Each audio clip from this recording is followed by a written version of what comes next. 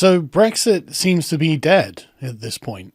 I have absolutely no idea what's going on, and I don't think anyone else does either.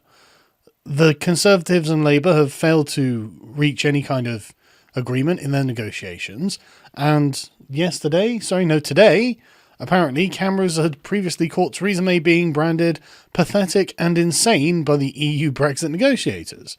Which, I mean, let's be honest, she clearly is. Some of the EU's top Brexit negotiators have been caught on camera ridiculing Theresa May as she attempts to take Britain out of Europe in a new BBC documentary. She is branded pathetic and insane by staff working at the office of EU Chief Brexit Coordinator Guy Verhofstadt. Following talks between Britain and the EU, the film shows European Parliament workers laughing at May in the UK. Why are we letting them treat us like this? Why are we allowing this to go on? We should just leave. It doesn't matter what it hurts now. It doesn't matter how much pain it causes. It really is about the future of the country at this point, isn't it? I mean, we didn't say, I guess Neville Chamberlain said, I don't want to go to war with Nazi Germany because that'll be difficult and tough and costly in lives and treasure and influence and whatnot. But we had to. It was the right thing to do to go to war with the Nazis. It is now the right thing to do to leave the European Union, regardless of whether they like it or not. To hell with their protocols. We cannot allow them to treat us this way, because if they treat us this way, they will treat literally everyone else even worse. Because we, believe it or not, are still a massive country with loads of wealth and loads of really good human capital. We are actually, believe it or not, still one of the most enviable places in the world to live. And somehow we are acting as if we have just been conquered, as if we have just got nothing to offer the world, as if we can't manage our own self-determination, which is pretty incredible in, 80 years, to go from a world-spanning empire to dependent on the teat of Brussels, which we pay for, just so we know. It's absolutely insane. It's very much like Orwell said in Notes for Nationalism, the Anglophobic sort of pro-communist class of the intelligentsia have actually managed to take control using the EU's bureaucracy and using the kind of bureaucratic desires that they all have, apparently, to just try and engineer a perfect world. And to me, that sounds like a terrible dystopia that I think is going to see us all driven underground if we're not part of the politically correct regime. This is really bad. Right, it makes us even weaker. It just takes any bargaining position we have and throws it away. Not that we have any, obviously. And it gives breath to Jeremy Corbyn saying, a second referendum could heal the country. Okay, but what if Diane Abbott's right? What if be careful what you wish for, you just might get it? You recall that literally every single region outside of London in England and Wales wants now preferably to leave with no deal. That's the most popular decision in each region, or remain, but obviously we can't do that because we voted against it.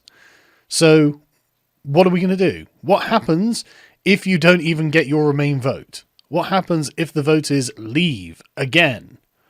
I mean, that's not going to heal the divided country, is it? Because the problem, really, Jeremy, and I know that you're not in this camp when I say it, is the Remainers. They refuse to accept the result of the referendum. Openly refuse, and are in open revolt against the actual democratic will of the electorate. And if that's the case, that's a problem, isn't it? I mean, that's not... they have a duty to accept the fact that they lost. They now have a moral duty to do that, and if they can't do that, then that's their problem. And they should keep crying about it. We do not any longer have to change our minds on anything. The discussion is over. We should be leaving the European Union. So if you want to, and I actually quite like the way that he framed this. He framed this of, we need to stop using the labels of leave and remain. I totally agree. Everyone who believed remain now has to become leave. You have to dissolve this. You can't just say, I'm going to do everything I can to undermine the country in a time of national emergency, because that's what this is turning into, some kind of goddamn national emergency. So it's just one of those, we're in a constitutional crisis. There's currently a legal challenge from the English Democrats, a party I'd never even heard of, and seems to make up about 4 people, going through the courts at the moment. We don't know where this is going to end, And we should all be pulling together, because we should all be accepting that, yes, we are actually going to leave the European Union. Just as I would have done had we lost the referendum. I would have accepted the fact that Britain was going to be part of the EU, and that is going to suck. But anyway, it doesn't really matter. I mean, I guess at least we've got this to talk about, rather than, I don't know, over half the Parliament being blocked from using their own parliamentary credit cards for breaking the expenses rules. In the last 3 years, more than nearly 2/3 of the Parliament have been suspended from using their own fucking expenses credit cards. It's incredible. And, obviously, Labour's pretty highly featured in this. Corbyn's card was suspended twice. His deputy, Tom Watson, and Shadow Cabinet Diane Abbott, Richard Burgon, Rebecca Long-Bailey, all breached their expenses rules. They've all done it. Amber Rudd, Stephen Barclay, Greg, all of them, Labour and Conservatives. They're all just, they don't care. It's their money as far as they're concerned. And what's funny about this is it's not even for particularly large amounts of money. That's the worst part. Political corruption, I can understand when it's millions of pounds or millions of dollars, whatever. But for this, for a bunch of these, there was ones of Ian Paisley accumulated debts of £1,193 and had his credit card suspended while repaying it. It's not even very much. An MP gets £80,000 a year. And obviously any book deals and speeches and whatnot they get. So they probably get somewhere in the region of 150 grand. And so it's just this is not a huge, these are not huge amounts of money. And yet they still do it.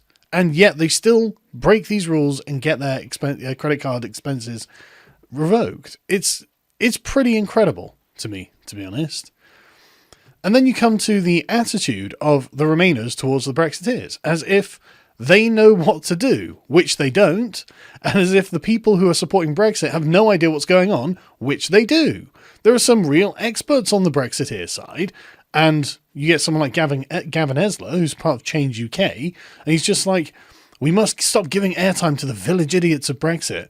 Well, he's not talking about me there. He's actually talking about Nigel Farage, who he describes as kind of Nazi-like, even though he would happily buy Farage a pint. It's really bad, actually, right? So he waffles on for quite some time, but this is the thing that he was saying. Brexit is not just about left and right. Brexit is about expertise.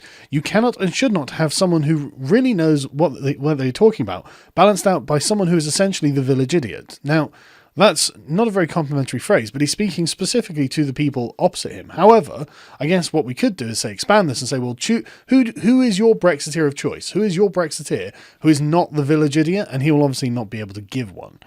The problem is that this is not a question of expertise, right? Because what you're saying when you say expertise is bureaucratic necessity. Who is best positioned to deal with the bureaucracy of the EU? And the problem is we are no longer dealing with the bureaucracy of the EU.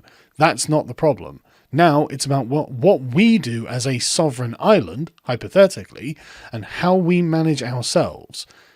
You can say that we want all the deals we want to remain, but if the EU aren't going to give us a deal that can get through Parliament, and it really seems at this point that they won't, then we have no other choice. It's not now about expertise. Now it is about, honestly, sort of deal-making ability around the world. Now it's about bravado and about bigging yourself up, about making you look attractive, about puffing up the feathers. That's actually kind of what it's about now. The time for the bureaucrats is over. It's not about that now. It's about something else. But anyway, this was, I hate to criticise the Brexiteer side, but this was criticised, this was portrayed wrongfully by the Express as MEP candidate for Change UK says Brexiteers are village idiots. Well, technically he didn't say that. You could probably say extrapolate it, but to mean every Brexiteer, but there's every chance that Gavin Esler would actually be able to name a Brexiteer that he thinks might have some knowledge on the issue. I mean, I've spoken to international economists, I've spoken to politicians, I've spoken to all sorts of people who clearly know what they're talking about in all of this, but I don't know, Gavin hasn't given us any answers.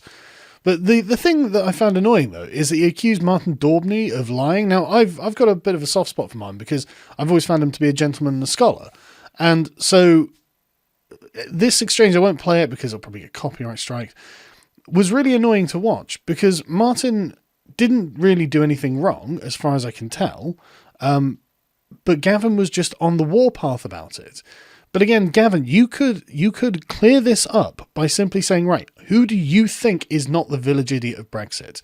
Because, who is the expert in this regard that you would like to deal with? Because until you say who that person is, you're going to sound like you are calling Brexiteers village idiots, even though I'm sure that's not what you meant, right? And then, so this is generally the sort of, this is a snapshot of the sort of current media dialogue and political dialogue surrounding Brexit. This is where we are. Theresa May is unbelievably weak. Jeremy Corbyn thinks a second referendum will solve all our problems, which it won't. The MPs are obviously corrupt and have their snouts in the trough. And the Remainers are just unreal at this point. I mean, David Lammy calling Jacob Rees-Mogg Super Hitler. Gavin Esler also did analogize Nigel Farage saying that we've been betrayed to Hitler, saying that the German army was betrayed by the political leadership leading up to World War II, at the end of World War One, leading into World War II. And it's like, this is the most hyperbolic nonsense I've ever seen. I was reading Lib Dem activists earlier, whining on about how Bolsonaro had said that the Nazis were essentially a leftist movement. The fascists all were socialists first. I mean, I don't see why that's an inaccurate thing to say. But the Lib Dems were like, oh no, I can't believe he would ever associate this with the left. And it's like, really? Okay. So the liberal Democrats are now defending socialism from being associated with fascism. Right. Why? Why would you care if socialism looked bad? Surely you are not socialists. But anyway, this is the state of Brexit at the moment. And the Lib Dems have made some good gains in local elections. And they'll probably do well in the MEP elections as well as the party of Remain. Because the Labour Party certainly, like the Lord Adonis just said, look, we're not the party of Brexit. Well, sure, but the hardcore Remainers can easily portray the Labour Party as not the party of Remain because Jeremy Corbyn himself is a Brexiteer and everyone knows it. So it's one of those things where British politics is absolutely melting down. And of course, they're just openly lying about me. But that's okay. That's all right. The point is, we've provoked them. Oh yeah, they're dredging up the corpse of Gamergate as well. Isn't that fun? See you all later.